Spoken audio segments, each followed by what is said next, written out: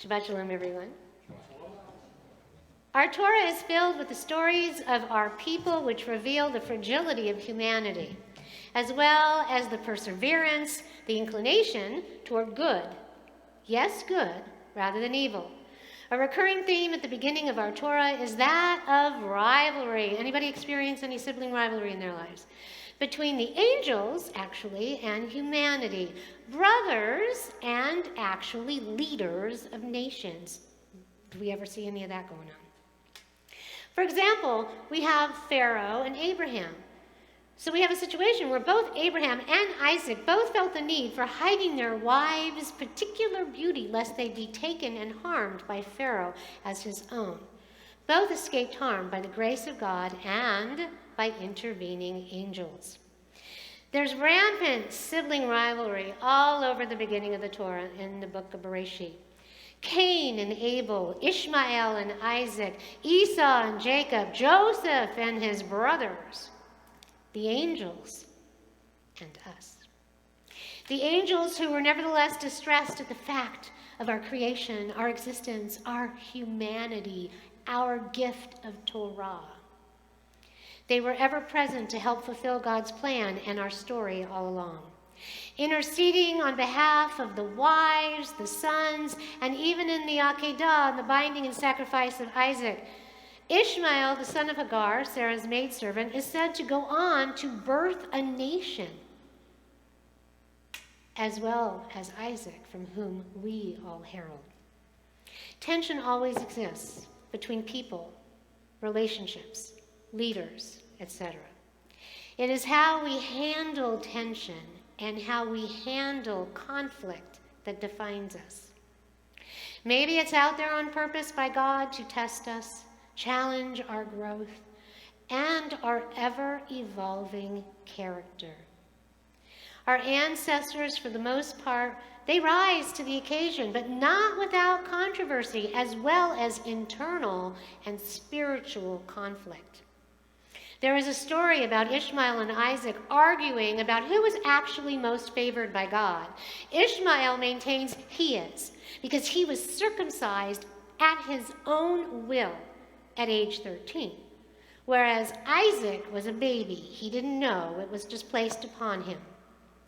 Kabbalistically, Rabbi Yehuda Sherpin states, Ishmael was born in a natural manner, while Isaac was miraculously born to Sarah, who was originally barren in a very late age of life. Thus, Ishmael signifies a thoughtful and rational relationship with God, while Isaac expresses the dimension which is beyond reason, the willingness to accept even that which cannot be understood. This is why Isaac was chosen to father the nation of Israel. For the relationship between God and his people, Am Yisrael, is one that transcends the national and the natural and the rational. In our parsha this Shabbat Toldot, we see another struggle, one of birthright and heritage, where it is said that Jacob and his mother, you all know the story, tricked Isaac and usurped Esau's birthright, causing Isaac to bless the wrong son.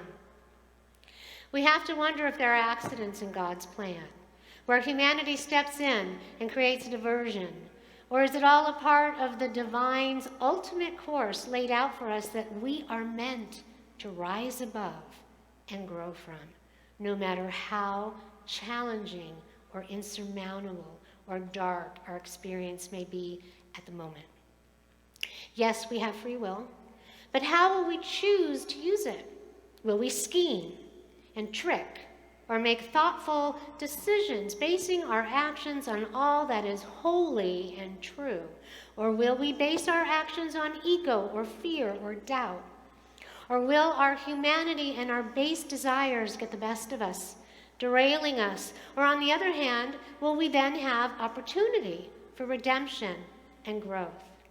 Eventually, some move beyond their original base reactions as time and story evolves, promoting healing and evolution of the soul and the spirit. The struggle between that which is natural and rational versus that which is somehow beyond, defying reason, understanding, and of this dimension is always present in our Torah and in life. It was as present thousands of years ago as it is today. Think about how you deal with conflict. Challenge. How do you deal with circumstances seemingly beyond your control? Do you try to reason, rationalize, search for logical explanations and answers? Do you make lists? Or do you turn towards something more ethereal, supernatural, beyond this physical world for help and guidance? Some pray, some meditate, some turn to psychics or mediums for answers that can be found in the unknown, from the beyond. Others may make copious lists and search the pros and cons, consult others with like-minded beliefs which bear reason and logic. I find this most particularly prevalent when someone is moving between this dimension and the next, struggling to give up their grip on this world, much like Jacob as he grabbed onto his twin brother's Esau's heel when they were born, a grip and a struggle that lasted a lifetime. Sometimes we have to be willing to release our grip. When we are most benefited by the concept of let go, let God, we might find ourselves clutching to the things least likely to guide us and benefit us. Things change, the world changes, we change. Sometimes rational thought cannot provide the answers that we need, and we need to let go and let God handle the details and guide us toward our destiny, a new destiny, maybe a destiny that we never foresaw. Because make no mistake, our individual choices affect one another. Ishmael begot an Arab nation that we still struggle with to this day.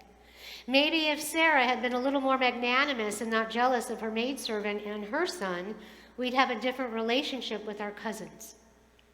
Or maybe everything that happens as it should, as a part of the divine plan, and will work together for the good if we allow it, if we let go and let God.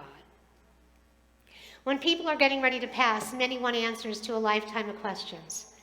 Maybe there are no definitive answers, but rather messages and angels along the way to help guide us and provide insights into that which is unseen, so that we can see our course better in this rational, physical world when we need to turn toward the beyond for the faith and the resilience to guide us to do the right thing and to influence our individual destiny, which creates a ripple, a door from generation to generation to come. As we go forward through this Shabbat and beyond, when we have difficult decisions to make, be it our relationships, whatever we're dealing with in our communities or our lives, whatever the struggles are that may define our present, that defined our past, and will influence our future. Let us reach toward the beyond. Let us invite the angels and God in to guide us. Let us use logic and, yes, reason, along with the ability to surrender to that which is unseen and unknown. Maybe the outcome will be blessed by the divine and more reflective of God's plan than our own. Manifest destiny, the destiny that God chooses for us. There is so much that we don't know, so much that we cannot control. So let us be willing to just release our grip, even just a little, and let divinity unfold. Kei Nihi Ratzon, may it be God's will. Shabbat Shalom.